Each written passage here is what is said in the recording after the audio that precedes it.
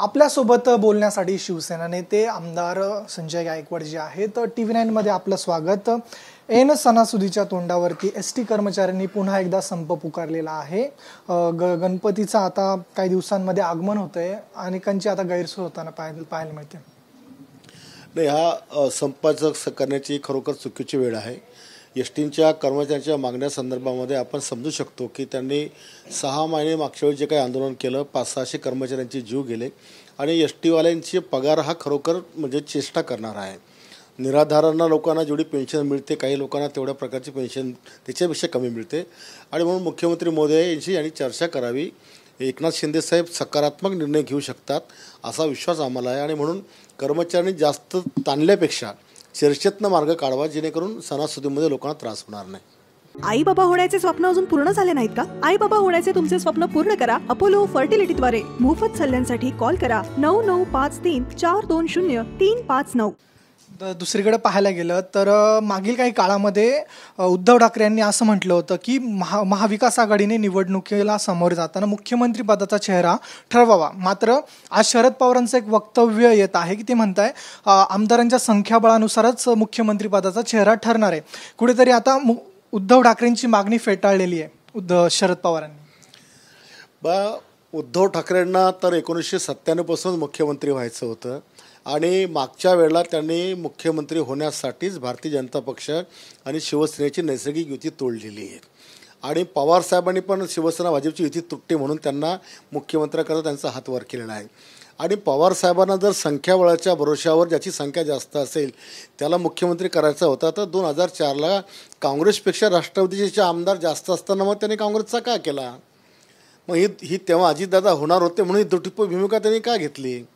आणि आताही उद्धव ठाकरेंना असं वाटतं की मीच मुख्यमंत्री झालो पाहिजे आणि म्हणून ते सांगतात की संख्याबळ तुम्ही सांगा, पण काँग्रेस याच्यामध्ये कधीच तयार होणार नाही आणि पवारसाहेब पण संधी साधणारच आहेत की तेव्हा भाजप फुटत होती म्हणून उद्धव साहेबांना केलं, पण आता माझ्या जागा जास्त आलं तर माझं मुख्यमंत्री होईल, पण हे धोरण त्यांनी 2004ला त्या ठिकाणी पाळलं नाही। म्हणजे आता मुख्यमंत्री पद उद्धव ठाकरेंपासून दूरच जात आहे। दूर नाही, आता एकदा जे झालं मला वाटते त्या या जन्मात पुन्हा कधी होणार नाही। पुन्हा उद्धव ठाकरे मुख्यमंत्री होणार नाही, कधीच होणार नाही आणि त्यांची मुख्यमंत्री होण्याची क्षमता पण नाही, पात्रताही नाही आणि ते एवढं काम करू शकत नाही। जेवढं मुख्यमंत्री आपण महाराष्ट्रात एकनाथ शिंदे साहेबांचं पाहिलं की मुख्यमंत्री कसा असावा, यांच्या तुलनेत तर 1% पण मुख्यमंत्री दुसरा कोणी काम करू शकत नाही। नक्कीच। जर दुसरीकडे पाहायला गेलं तर अजित पवारांनी एक जाहिरात प्रसिद्ध केलेली आहे। त्या जाहिरातीमध्ये असा थेट उल्लेख होतोय की जे महिलांना पैसे जात आहे ते थेट अजितदादा देत आहे। मग त्यात कुठेतरी लाडकी बहीण योजनेचं अजितदादांकडून ब्रँडिंग होतंय, त्यांच्या पुरतंच असं विरोधकांकडूनही आता आरोप होतोय। त्यांच्यासाठी ही योजना काढली का? सरकारी तिजोरीतून पैसा खर्च केला जातोय।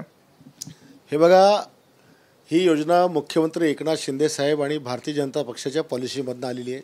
याची सुरुवात मध्य प्रदेशामध्ये झाली आणि नंतर आपल्याकडे सुरू झाली।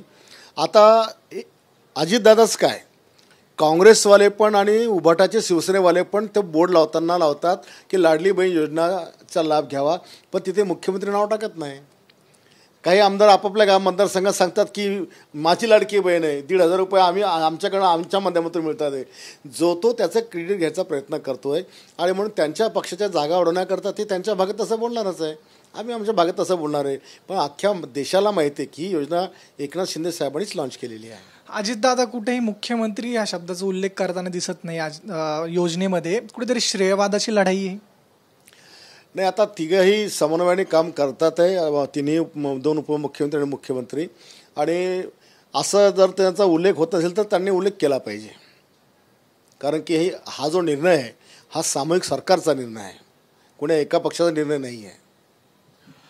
जर दुसरीकडे पाहायला गेलं तर नितेश राणे जे आहेत त्यांनी मागे एक मशिदीवरून वक्तव्य केलं होतं, वादग्रस्त वक्तव्य। त्यावरून आता त्यांच्याच पक्षातले भाजपचे नेते आहेत हाजी आरिफ शेख यांचं नाव आहे, त्यांनी आता दंड थोपटताना आपल्याला पाहायला मिळते। त्यांनी थेट त्यांना आव्हान दिलं आहे की तुम्ही येऊन दाखवा मशिदीमध्ये।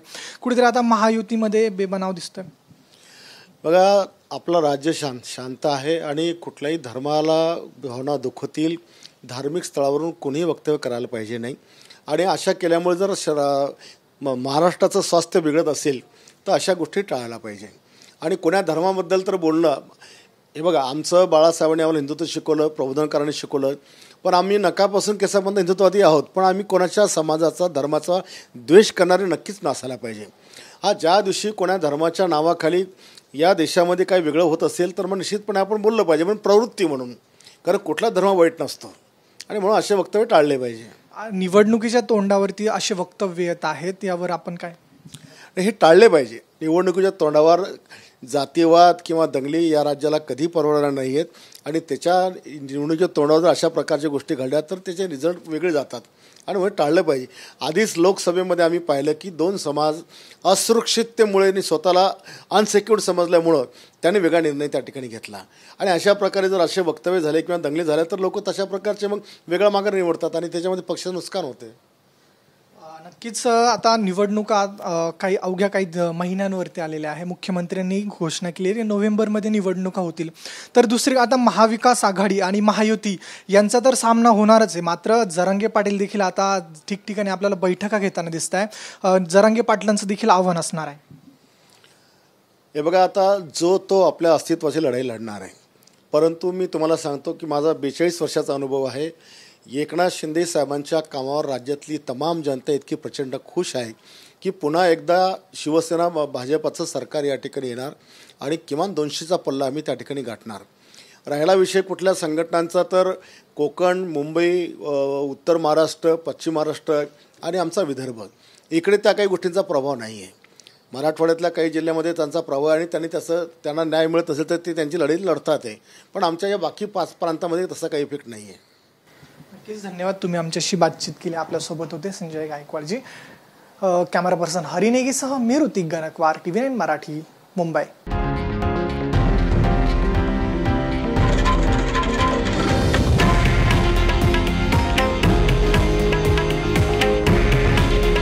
हे आहे देशातील नंबर 1 न्यूज नेटवर्क आणि आपण पाहत आहात TV9 मराठी. काळजी तुमची, हित महाराष्ट्राचं.